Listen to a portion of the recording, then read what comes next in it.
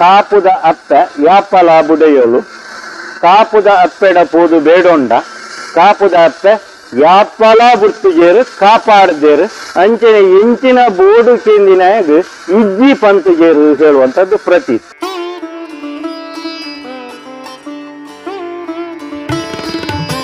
ಬಂಗಾರದ ಗದ್ದಿಗೆಯಲ್ಲಿ ನಮ್ಮ ಪ್ರತಿಷ್ಠೆ ಆಗುವುದಂತೂ ಖಂಡಿತ. ಇದು ಸುಮಾರು 40 ಕೋಟಿ ರೂಪಾಯಿ ವೆಚ್ಚದ್ದು.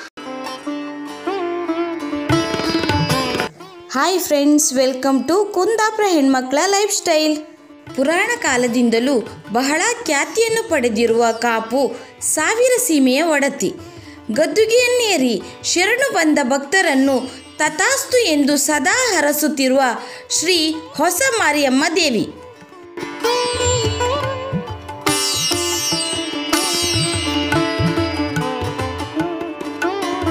ಉಡುಪಿಯ ಮೂಲಕ ಮಂಗಳೂರು ಮಾರ್ಗವಾಗಿ ಸಾಗುವಾಗ ಶ್ರೀ ಮಾರಿಯಮ್ಮನ ಗುಡಿ ಕಾಪು ನಗರದ ಮಧ್ಯದಲ್ಲಿ ರಸ್ತೆಗೆ ತಾಗಿಕೊಂಡಂತೆ ಸಿಗುತ್ತದೆ.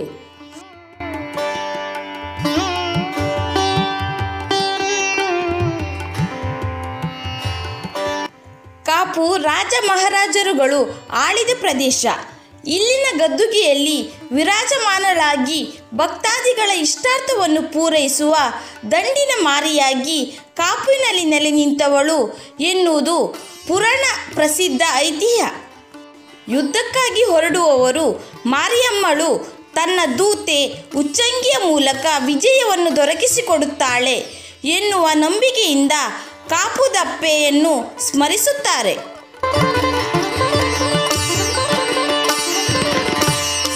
ಕಾಪು ಸಾವಿರ ಸೀಮೆಯ ಒಡೆಯ ಶ್ರೀ ಲಕ್ಷ್ಮೀ ಜನಾರ್ದನ ದೇವರ ಪ್ರೇರಣೆಯಂತೆ ಸತ್ಯದ ಮಾರ್ಗದಲ್ಲಿ ನಡೆಯುವವರಿಗೆ ಸತ್ಯದಪ್ಪೆಯಾಗಿ, ಶರಣೆಂದು ಬಂದವರನ್ನು ಶರಣು ದುರ್ಗೆಯಾಗಿ ಸದಾ ಕಾಪಾಡಿಕೊಂಡು ಬರುವ ಮಹಾಮಾತೆಯಾಗಿ ಮಾರಿಯಮ್ಮ ದೇವಿ ಮೆರೆಯುತ್ತಿದ್ದಾಳೆ.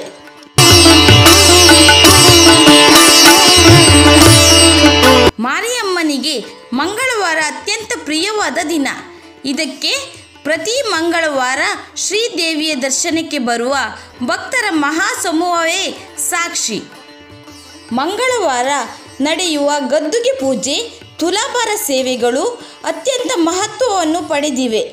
ಮುಂದಿನ 7-8 ವರ್ಷಗಳವರೆಗೂ ದೇವಿಯ ಸಾನ್ನಿಧ್ಯದಲ್ಲಿ ಹರಕೆಯ ಮಾರಿ ಪೂಜೆಗೆ ದಿನ ನಿಗದಿಯಾಗಿದೆ. ಗದ್ದುಗೆಯ ಮೇಲೇರಿ ಭಕ್ತರನ್ನು ಹರಸುವ ಮಾರಿಯಮ್ಮ ದೇವಿಗೆ ಪ್ರತಿ ಕಾಲಾವಧಿಯ ಮಾರಿ ಪೂಜೆಯ ಸಂದರ್ಭದಲ್ಲಿ 50,000ಕ್ಕೂ ಮಿಕ್ಕಿ ಗದ್ದುಗೆ ಪೂಜೆಯು ಹರಕೆ ರೂಪದಲ್ಲಿ ಸಮರ್ಪಣೆಯಾಗುತ್ತದೆ. ಮಹಾಮಾತೆಯು ಸರ್ವಧರ್ಮಗಳ ಜನರ ಕಷ್ಟ ದುಃಖಗಳಿಗೆ ಕ್ಷಣ ಮಾತ್ರದಲ್ಲಿ ಪರಿಹಾರ ಸೂಚಿಸಿ ಸನ್ಮಂಗಳವನ್ನು ಉಂಟು ಮಾಡುವ ಮಂಗಳಾಂಬಿಕೆಯಾಗಿದ್ದಾಳೆ.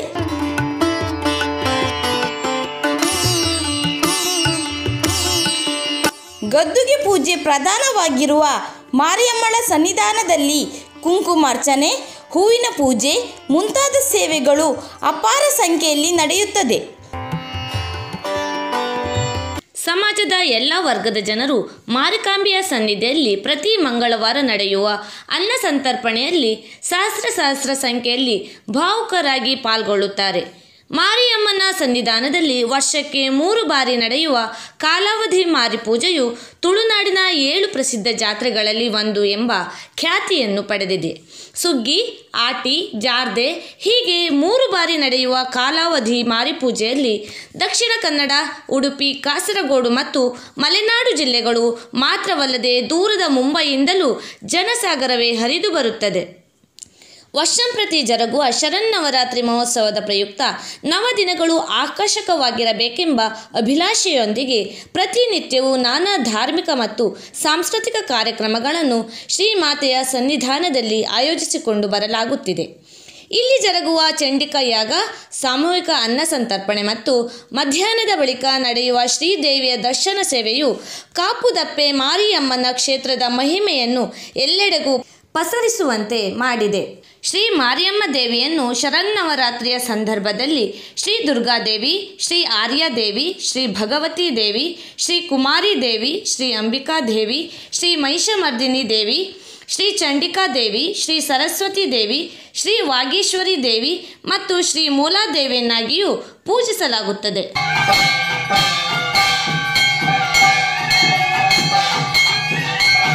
ರಾಷ್ಟ್ರೀಯ ಹೆದ್ದಾರಿ 66ರ ಸನಿಹದಲ್ಲಿಯೇ ಇರುವ ಕಾಪುವಿನ ಶ್ರೀ ಹೊಸ ಮಾರಿಗುಡಿ ದೇವಸ್ಥಾನವನ್ನು ಕರಾವಳಿ ಸಂಸ್ಕೃತಿಗೆ ಹೊಂದಿಕೊಳ್ಳುವಂತೆ ಜೀರ್ಣೋದ್ಧಾರಪಡಿಸಲು ಆಡಳಿತ ಮಂಡಳಿಯು ಊರಿನ ಗಣ್ಯರನ್ನು ಮತ್ತು ಭಕ್ತಾದಿಗಳನ್ನು ಸೇರಿಸಿಕೊಂಡು ಜೀರ್ಣೋದ್ಧಾರ ಸಮಿತಿಯೊಂದನ್ನು ರಚಿಸಿದೆ. ಮಾರಿಯಮ್ಮನ ಸನ್ನಿಧಾನವನ್ನು ಸಮಗ್ರವಾಗಿ ಅಭಿವೃದ್ಧಿಪಡಿಸಲು ಕಾರ್ಯೋನ್ಮುಖವಾಗಿರುವ ಸಮಿತಿಯ ನೇತೃತ್ವದಲ್ಲಿ ಸಭಾಭವನ, ಗರ್ಭಗುಡಿ ಮತ್ತು ಸುತ್ತುಪೌಳಿಯನ್ನು ನವನಿರ್ಮಾಣಗೊಳಿಸಲು ಚಿಂತನೆಯನ್ನು ನಡೆಸಲಾಗಿದೆ.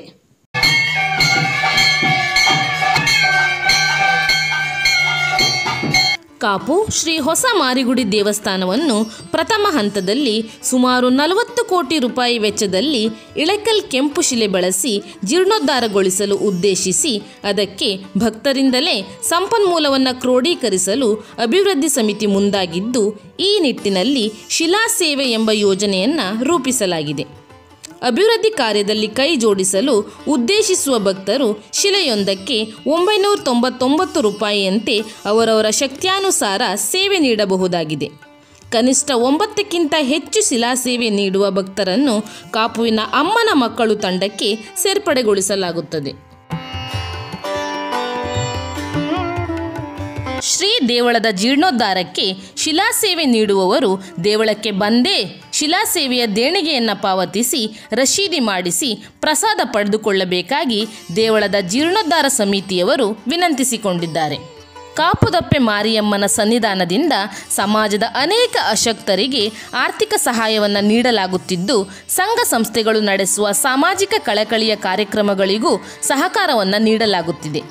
ಆ ಮೂಲಕವಾಗಿ ದೇವಳಗಳು ಧಾರ್ಮಿಕ ಪರಂಪರೆಯನ್ನು ಉಳಿಸಿಕೊಳ್ಳುವುದರೊಂದಿಗೆ ಸಾಮಾಜಿಕ ಕಳಕಳಿಯನ್ನು ಹೊಂದಬೇಕೆನ್ನುವ ಹಿರಿಯರ ಮಾರ್ಗಸೂಚಿಯನ್ನು ಪೋಷಿಸುವ ಯತ್ನವನ್ನು ನಡೆಸಲಾಗುತ್ತಿದೆ.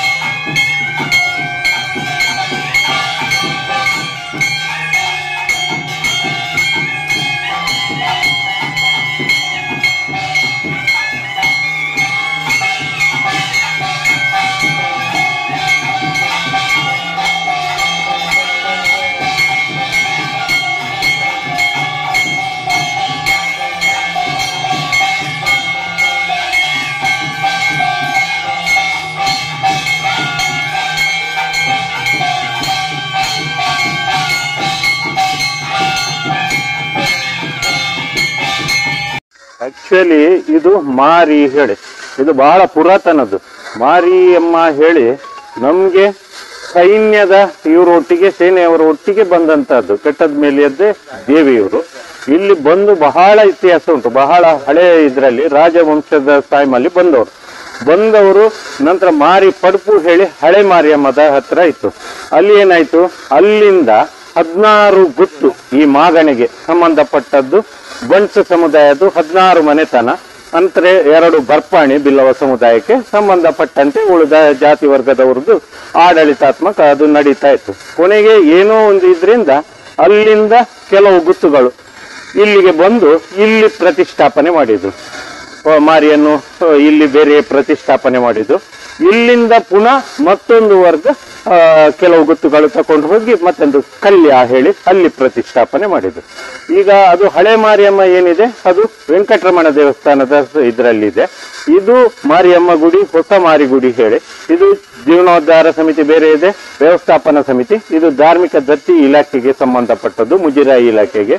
ಕಲ್ಯ ಮಾರಿಗುಡಿ ಅದು ಮುಜಿರಾಯಿ ಇಲಾಖೆಗೆ ಸಂಬಂಧಪಟ್ಟದ್ದು. ಆದರೆ ಆಡಳಿತಾತ್ಮಕ ಜನಾರ್ದನ ದೇವಸ್ಥಾನ ಕಾಪು, ನಮ್ಮ ಗ್ರಾಮ ದೇವರು ಜನಾರ್ದನ ದೇವಸ್ಥಾನ, ಆದ್ರಿಂದ ಅದರ ಆಡಳಿತಕ್ಕೆ ಸಂಬಂಧಪಟ್ಟಂತೆ ಅದು ಇದೆ. ಮೊದಲು ಏನಿತ್ತು, ಇಲ್ಲಿಯ ಮ್ಯಾನೇಜಿಂಗ್ ಟ್ರಸ್ಟಿ ಜನಾರ್ದನ ದೇವಸ್ಥಾನದ ಸಮಿತಿಯಲ್ಲೂ ಒಬ್ರು ಸದಸ್ಯರಾಗಿ ಇರ್ತಾ ಇದ್ರು, ಇಲ್ಲ ಅಲ್ಲಿಯ ಮ್ಯಾನೇಜಿಂಗ್ ಟ್ರಸ್ಟಿ ಇಲ್ಲಿ ಸಮಿತಿ ಒಂದು ಸದಸ್ಯರು ಆಗಿಕೊಂಡು ಇದ್ರು. ಈಗ ಧಾರ್ಮಿಕ ದತ್ತಿ ರಾಮಜೋಯಿಸರ ಕಾನೂನು ಇದು ಜಾರಿ ಆದ ನಂತರ ಈಗ ಒಂದೊಂದು ವ್ಯವಸ್ಥಾಪನಾ ಸಮಿತಿಗೆ ಆಯಾ ಇದ್ದವರು ಮತ್ತೊಂದು ದೇವಸ್ಥಾನದ ಆಡಳಿತಕ್ಕೆ ಬರ್ಲಿಕ್ಕೆ ಇಲ್ಲ ಹೇಳುವ ರೂಲ್ಸ್ ಇರೋದ್ರಿಂದ ಈಗ ಅದೇ ರೀತಿ ಉಂಟು. ಈಗ ಇಲ್ಲಿ ಏನು ಹೇಳಿದ್ರೆ, ನಾವು ಕಾಪಿನ ವಿಶೇಷತೆ ಎಲ್ಲಾ ಮಾರಿಗುಡಿಯಲ್ಲಿ ನಾವು ಮಾರಿ ಹೇಳಿ ಇದು ಮಾಡಿದ್ರು ಪೂಜನೆ ಮಾಡುವುದು ದುರ್ಗೆಗೆ. ಆದ್ರಿಂದ ಮಂಗಳವಾರ ಕಲಶ ಇಟ್ಟು ಅದಕ್ಕೆ ಲಲಿತಾರ್ಚನೆ, ದೇವರಿಗೆ ದೀಪ ಹಚ್ಚಿ ಲಲಿತಾರ್ಚನೆ ಮಾಡಿ ಆ ದೀಪ ಮುಖೇನ ಅದರ ಪ್ರಾಣ ಪ್ರತಿಷ್ಠೆ ನಾವು ಕಲಶಕ್ಕೆ ಕೊಟ್ಟು ಪೂಜೆ ಮಾಡೋದು. ನಂತರ ಮಂಗಳವಾರ ಕಲಶ ವಿಸರ್ಜನೆ. ಮಾರಿ ಪೂಜೆ ದಿವಸ ಪರ್ಟಿಕ್ಯುಲರ್ ನಾವು ಮುಂಗಾರು ಮರದ್ದು ಮೂರ್ತಿ ಮಾಡಿ ಅದನ್ನು ಇಟ್ಟು ಅಲ್ಲಿ ಪೂಜನೆ ಮಾಡುವಂಥದ್ದು. ಅನಂತರ ಬುಧವಾರ ದಿವಸ ದರ್ಶನ ಮುಗಿದ ನಂತರ ಅದನ್ನು ವಿಸರ್ಜನೆ ಮಾಡುವಂಥದ್ದು. ನವರಾತ್ರಿ ದಿವಸ 9 ದಿವಸ ದುರ್ಗೆಯ ಆರಾಧನೆ ಮಾಡ್ತೇವೆ. ಅದರ ಆ ಒಂದು ದಿವಸದ ಕ್ರಮವನ್ನು ನಿತ್ಯ ಮಂಗಳವಾರಕ್ಕೆ ನಾವು ಉಪಯೋಗ ಮಾಡುವಂಥದ್ದು.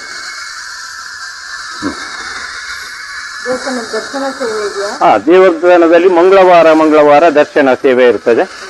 ಮತ್ತೆ ಮಾರಿ ಪೂಜೆ, ಹರಕೆ ಮಾರಿ ಪೂಜೆ ಇದ್ರೆ ಅದು ಬುಧವಾರವೂ ಮಧ್ಯಾಹ್ನ ದರ್ಶನ ಸೇವೆ ಇರ್ತದೆ. ಮತ್ತೆ ಉಳಿದ ದಿವಸಗಳಲ್ಲಿ ಇಲ್ಲಿ ಹೊಸ ಮಾರಿಗುಡಿಯಲ್ಲಿ ಏನ್ ಮಾಡಿದ್ದಾರೆ ಹೇಳಿದ್ರೆ, ಪರವೂರ ಭಕ್ತಾದಿಗಳು ತುಂಬಾ ಬರುವುದರಿಂದ ಇವ್ರೇನ್ ಮಾಡಿದ್ದಾರೆ, ಸೇವಾ ಕೌಂಟರ್ ಅನ್ನು ಓಪನ್ ಇಟ್ಕೊಂಡು ಸೇವಾ ರಸೀದಿಯನ್ನು ಕೊಟ್ಕೊಂಡು ಉಳಿದ ದಿವಸ ಗದ್ದಿಗೆ ಓಪನ್ ಇರೋದಿಲ್ಲ. ಮಂಗಳವಾರ ಮತ್ತು ಬುಧವಾರ ಮಾರಿ ಪೂಜೆ ಇದ್ರೆ ಉಳಿದ ದಿವಸ ಅವರು ಪ್ರಸಾದವನ್ನು ದೇವರ ಹೊರಗಡೆ ದೇವರ ಫೋಟೋ ಇಟ್ಟು ಅದರಲ್ಲಿ ದೀಪ ಇಟ್ಕೊಂಡು ಪ್ರಸಾದ ಎಲ್ಲ ವಿತರಣೆ ಮಾಡ್ತಾರೆ. ವರ್ಷದ್ದು ಮಾರಿ ಪೂಜೆ 3 ಆವರ್ತಿ ಉಂಟು. ಒಂದು ಜಾರ್ದೆ ಮಾರಿ ಪೂಜೆ, ಮತ್ತೊಂದು ಆಟಿ ಮಾರಿ ಪೂಜೆ, ನಂತರ ಸುಗ್ಗಿ ಮಾರಿ ಪೂಜೆ ಹೇಳಿ. ಅದರಲ್ಲಿ ವರ್ಷದಲ್ಲಿ 3 ಆಚರಣೆ. ಸುಗ್ಗಿ ಮಾರಿ ಪೂಜೆ ಬಹಳ ವಿಶೇಷ. ಯಾಕಂದ್ರೆ ಎಲ್ಲಾ ರಾಜ್ಯದ ಮೂಲೆಯಿಂದ ಜನ ಬರುವಂತದ್ದು ಸುಗ್ಗಿ ಜಾತ್ರೆಗೆ ಹೈಯೆಸ್ಟ್. ಮತ್ತೆ ಆಟಿ ಮಾರಿ ಪೂಜೆಗೂ ಸಾಧಾರಣ ಜನ ಬರ್ತಾರೆ. ಆದ್ರೆ ಜಾರ್ದೆ ಅದು ಲೋಕಲ್, ಇಲ್ಲಿಯದ್ದು ಮಾತ್ರ ಸೀಮಿತವಾಗಿ. ಇಲ್ಲಿ ವಿಶೇಷ ಪೂಜೆ ಹೇಳಿ, ಅದೇ ಮಾರಿ ಪೂಜೆ ವಿಶೇಷ, ಗದ್ದುಗೆ ಏರಿಸುವುದು ಹೇಳಿ. ಅದು ಅಮ್ಮನ ವಾಸಿ ಆದ ಕೂಡಲೇ ಗದ್ದುಗೆ ಏರಿಸುವಂತದ್ದು ಯಾವಾಗ ಕೊಡ್ತೀವಿ ಅದು ಮಾರಿ ಪೂಜೆ ಹೇಳ್ತೇವೆ. ಮತ್ತೆ ಸರ್ವ ಸೇವೆ ಹೇಳಿದೆ, 201 ರೂಪಾಯಿ ಕಟ್ಟಿ ಸರ್ವ ಸೇವೆ. ಮತ್ತೆ ಹೂವಿನ ಪೂಜೆ ಇದೆ. ನಂತರ ಗದ್ದುಗೆ ಪೂಜೆ ಇದೆ, ಬಹಳ ವಿಶೇಷ ಗದ್ದುಗೆ ಪೂಜೆ. ಎಷ್ಟು ದೊಡ್ಡ ಸೇವೆ ಕೊಟ್ಟರು ಅದರ ಒಟ್ಟಿಗೆ ಗದ್ದುಗೆ ಪೂಜೆಯನ್ನು ಕೊಡುವಂಥದ್ದು, ಅದು ಜೋಡು ಗದ್ದಿಗೆ ಪೂಜೆ ಹೇಳಿ ಪ್ರಚಾರ. ಮತ್ತೆ ಕುಂಕುಮಾರ್ಚನೆ, ಪಂಚಗಜ್ಜಾಯ.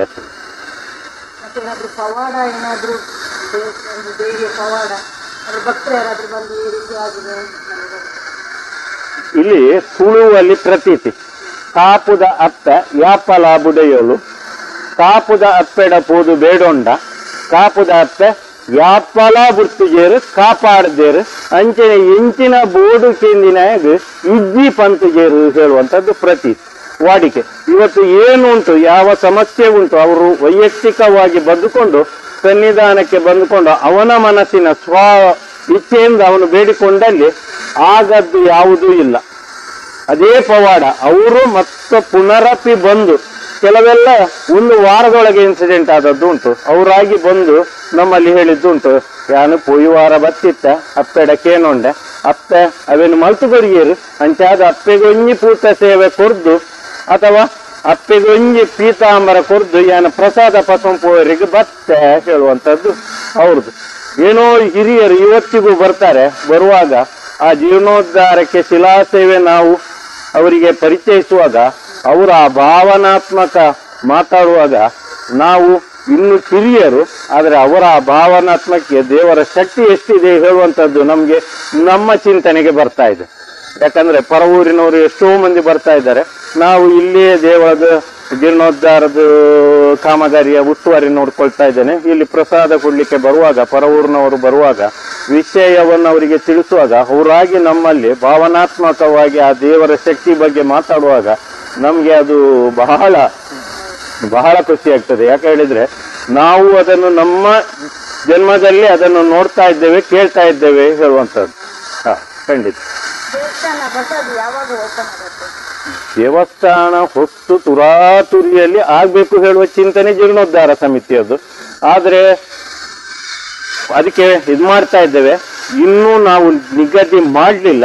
ಅಂತೂ ಸರ್ವೇ ಸಾಮಾನ್ಯ ಸುಗ್ಗಿ ಜಾತ್ರೆ ಮುಗ್ದ ನಂತರ ಸಂಪೂರ್ಣ ಕಾಮಗಾರಿ ಮುಗಿಸಿ ಆಗುವಂಥದ್ದು ಸೂಚನೆಗಳು ಕಂಡು ಬರ್ತಾ ಇದೆ. ಯಾಕಂದ್ರೆ ಅದರ ಬಗ್ಗೆ ಜೀರ್ಣೋದ್ಧಾರ ಸಮಿತಿ ಬಹಳ ಚಿಂತನೆ ನಡೆಸ್ತಾ ಇದೆ. ಅಂತೂ 2024ರಲ್ಲಿ ದೇವಸ್ಥಾನ ಪೂರ್ಣಗೊಂಡು ಬಂಗಾರದ ಗದ್ದಿಗೆಯಲ್ಲಿ ಅಮ್ಮ ಪ್ರತಿಷ್ಠೆ ಆಗುವುದಂತೂ ಖಂಡಿತ. ಇದು ಸುಮಾರು 40 ಕೋಟಿ ರೂಪಾಯಿ ವೆಚ್ಚದ್ದು.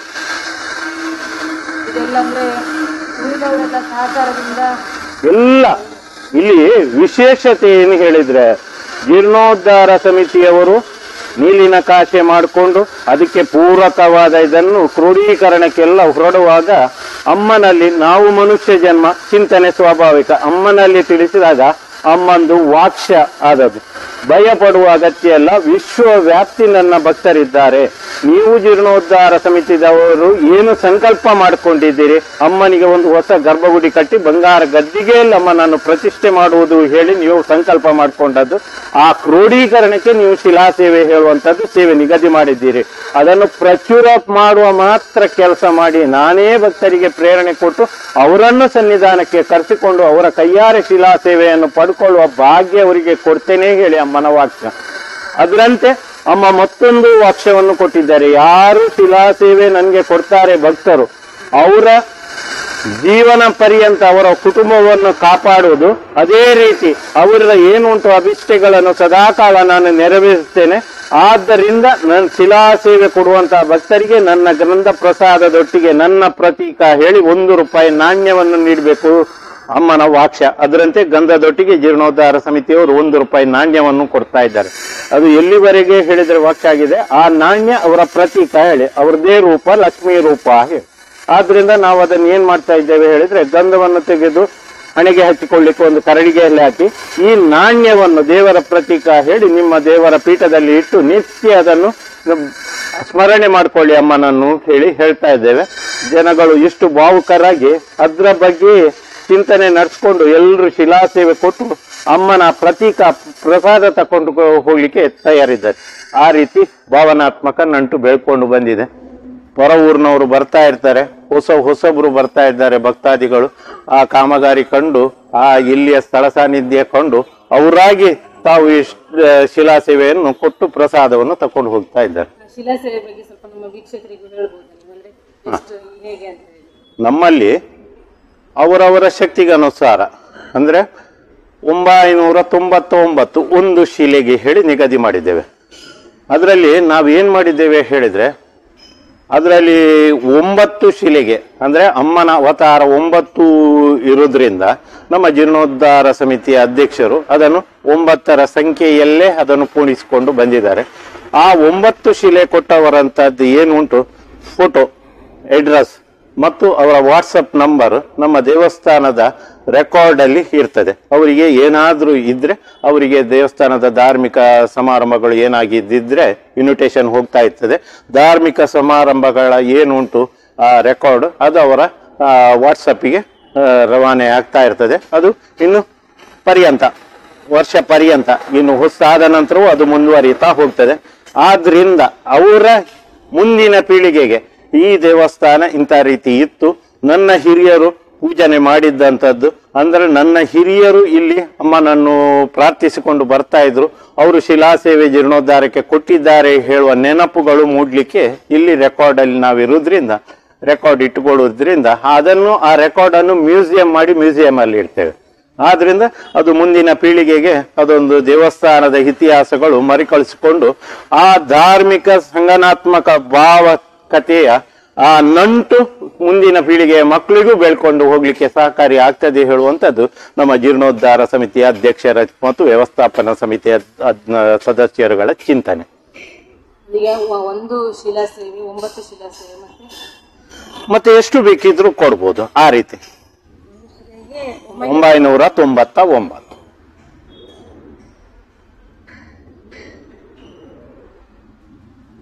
ನಿಮ್ಮ ಹೆಸರು? ನನ್ನ ಹೆಸರು ರಾಧಾರಮಣ ಶಾಸ್ತ್ರಿ. ನಾವು ಸಮಾಜ ಸೇವಕರೇ.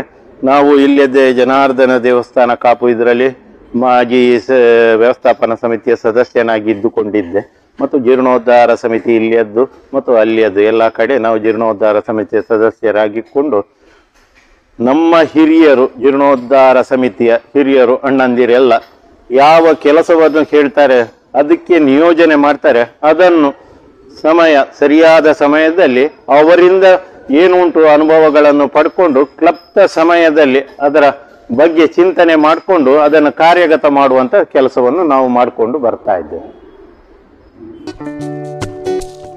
ಫ್ರೆಂಡ್ಸ್, ಕಾಪು ಶ್ರೀ ಹೊಸಮಾರಿಗುಡಿಯ ಜೀರ್ಣೋದ್ಧಾರದ ಕೆಲಸ ಹೇಗೆ ನಡೀತಾ ಇದೆ ಅಂತ ಈಗ ನೋಡ್ಕೊಂಡು ಬರೋಣ ಬನ್ನಿ.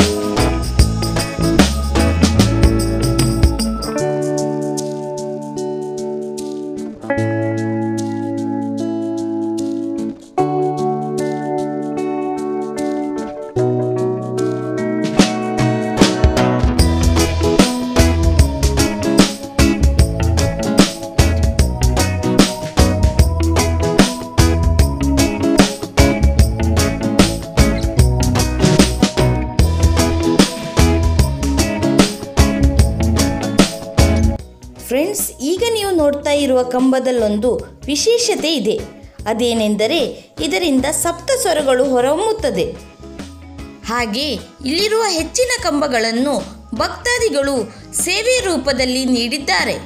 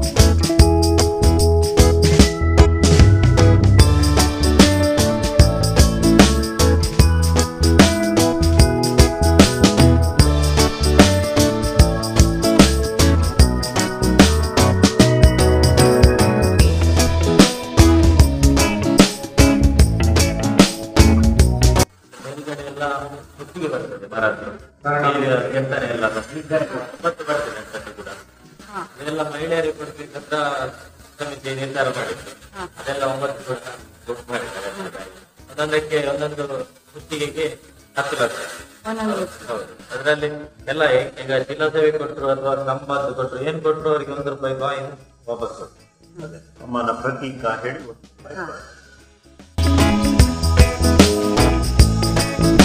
ಕೆಂಪು ಶಿಲೆಗೆ ಯಾಕೆ ಪ್ರಶಸ್ತಿ ಕೊಟ್ಟದ್ದು ಹೇಳಿ. ಯಾಕಂದ್ರೆ ನಾವು ದುರ್ಗೆ ಹೇಳಿ ಆರಾಧನೆ ಮಾಡೋದ್ರಿಂದ ಶಾಸ್ತ್ರದಲ್ಲಿ ದುರ್ಗೆಗೆ ರಕ್ತವರ್ಣ ಪ್ರಿಯೆ ಹೇಳಿ ಅವಳಿಗೆ ಉಲ್ಲೇಖ ಉಂಟು. ಯಾಕಂದ್ರೆ ಅವಳು ದುರ್ಗೆ ಹೇಳುವಂಥದ್ದು ಜಗನ್ಮಾತೆ ಹೇಳಿ. ತ್ರೇತಾಯುಗದಲ್ಲಿ ದಾನವರು ಅವರು ದೇವರಲ್ಲಿ ತಪಸ್ಸು ಮಾಡಿ ಸಿದ್ಧಿ ಪಡೆದು ವರ ಪಡೆದವರು. ದಾನವರು ಹೇಳಿದರೆ ರಾಕ್ಷಸ ಕುಲ ಹೇಳ್ತಾರೆ.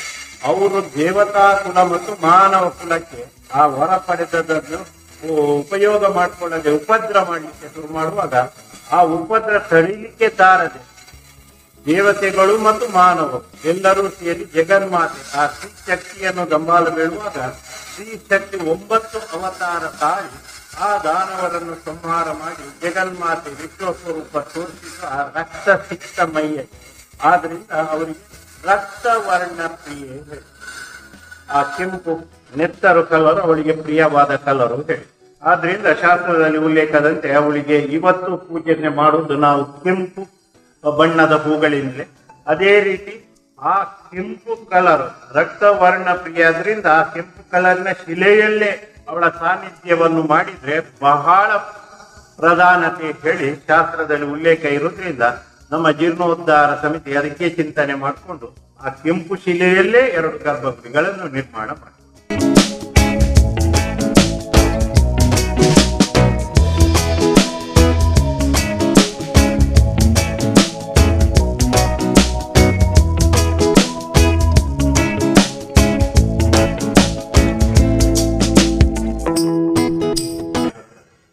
ಪ್ರದಕ್ಷಿಣಾ ಪಥಕ್ಕೆ ನಿಮ್ಮ ಮರದ ಏನು ಕಸೂತಿ ಕೆಲಸದ್ದೇ ಮಾಡು, ಅದಕ್ಕೆ ತಾಮ್ರದ ಕೆಲಸ.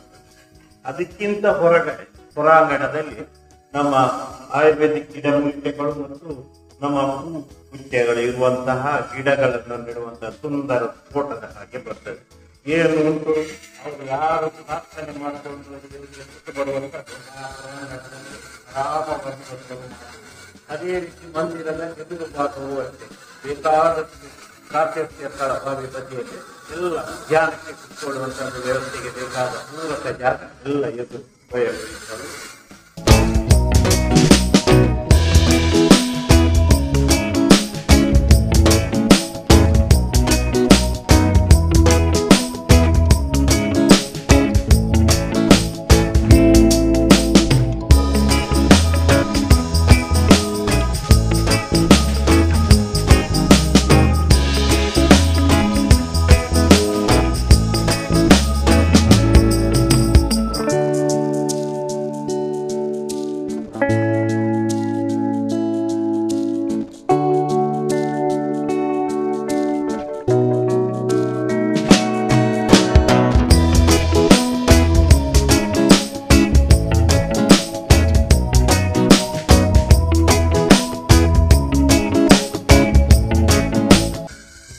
ಕಡೆಯ ಜಾಗದಲ್ಲಿ ಅನ್ನಛತ್ರ ಬರ್ತದೆ, ಯಾಗಶಾಲೆ ಬರ್ತದೆ, ಮ್ಯೂಸಿಯಂ ಬರ್ತದೆ.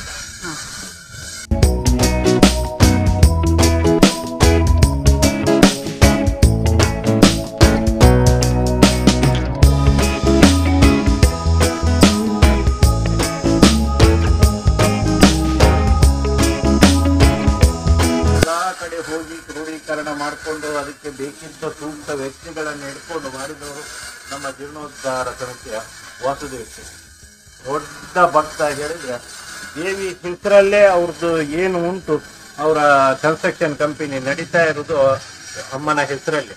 ಅದರಿಂದ ದೊಡ್ಡ ಭಕ್ತ. ಎಲ್ಲಿ UOTC ಹೇಳಿದ್ರೆ ಏನು ಉಂಟು ಅಮ್ಮನ ಇದಕ್ಕೆ ಏನು ಬೇಕು ದೇಶದಾದ್ಯಂತ ಮಾತ್ರವಲ್ಲ 12 ಕಂಟ್ರೀಸ್ ಹೊರ ದೇಶದಲ್ಲೂ ನಮ್ಮ ಸಮಿತಿ ಇದೆ. ಎಲ್ಲೂ ರಸೀದಿಯಲ್ಲಿ ಕೊಡ್ಲಿಕ್ಕೆ ಇಲ್ಲ. ಯಾರು ಭಕ್ತಾದಿಗಳು ಏನು ಉಂಟು ರಸೀದಿ ನಮ್ಮ ಇಲ್ಲಿಯೇ ಅಮ್ಮನ ಸಾನ್ನಿಧ್ಯಕ್ಕೆ ಬಂದು ಹಿಡ್ಕೊಂಡು ಆ ಪ್ರಸಾದ ತಗೊಳ್ಳಿಕ್ಕೆ ಅವ್ರು ಇಲ್ಲಿಯೇ ತಗೊಳ್ಳ. ಕಡೆ ಭೇಟಿ ನೀಡಿ ಎಲ್ಲ 18 ರಾಷ್ಟ್ರಕ್ಕೂ ಭೇಟಿ ನೀಡಿದ್ದಾರೆ ಅವರು. ಮತ್ತೊಬ್ಬರು ನಮ್ಮ ಜೀರ್ಣೋದ್ಧಾರ ಸಮಿತಿಯ ಸಂಚಾಲಕರು ರವಿ ಶೆಟ್ಟಿ ಮುಂಬೈ ಅವರು. ಇಷ್ಟು ಡಿವೋಟಿಸ್ ಹೇಳಿದ್ರೆ ಏನುಂಟು ಹೊಸತನ್ನು ನಮ್ಮ ದೇವಳದಲ್ಲಿ, ಅಮ್ಮನ ದೇವಳದಲ್ಲಿ ಅದು ಜೋಡಿಸಬೇಕು. ಹೊಸದಾಗಿರುವಂಥದ್ದನ್ನು, ಎಲ್ಲೂ ಕಂಡೀರಿ ಅಂತದ್ದನ್ನು, ದೇಶ ವ್ಯಾಪ್ತಿ ಇರುವಂಥದ್ದು ಏನು ಉಂಟು ಅಮ್ಮನ ಇದಕ್ಕೆ ಸನ್ನಿಧಾನದಲ್ಲಿ ಇರಬೇಕು ಹೇಳುವ ಅವರ ಕನಸು.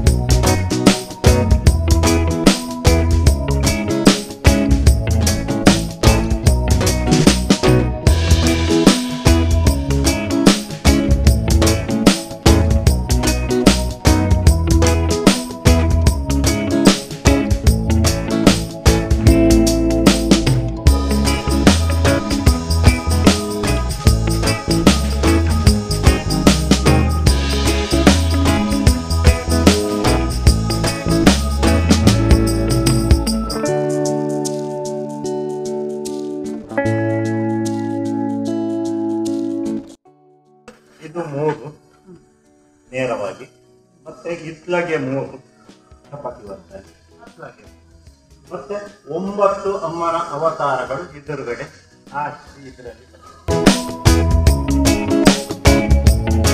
ಮತ್ತೆ 2 ಸಪ್ತಸ್ವರ ಬರುವಂತದ್ದು ಕಂಬ ಹೊರಗಿದ್ದಾನೆ. ಇದೇ ರೀತಿ ಗ್ರಾನೈಟ್ ಕಲರ್ ಅದೆಲ್ಲ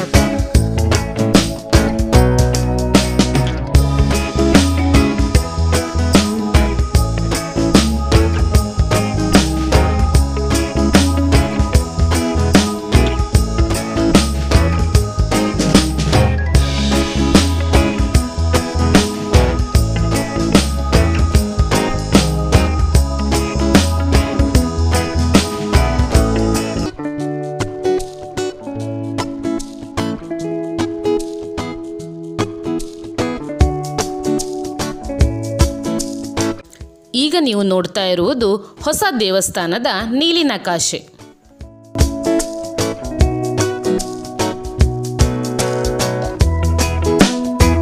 ಸುಮಾರು 1,500 ವರ್ಷಕ್ಕೂ ಹೆಚ್ಚಿನ ಇತಿಹಾಸ ಇರುವ ಸಾವಿರ ಸೀಮೆಯ ಒಡತಿ ಮಾರಿಯಮ್ಮನನ್ನು ಅಮ್ಮ ಎಂಬ 2 ಅಕ್ಷರದಲ್ಲಿ ಸ್ತುತಿಸಿ ನೆನೆದರೆ ಭಕ್ತರ ಕಷ್ಟಗಳೆಲ್ಲ ದೂರವಾಗಿ ಇಷ್ಟಾರ್ಥಗಳು ನೆರವೇರುತ್ತದೆ.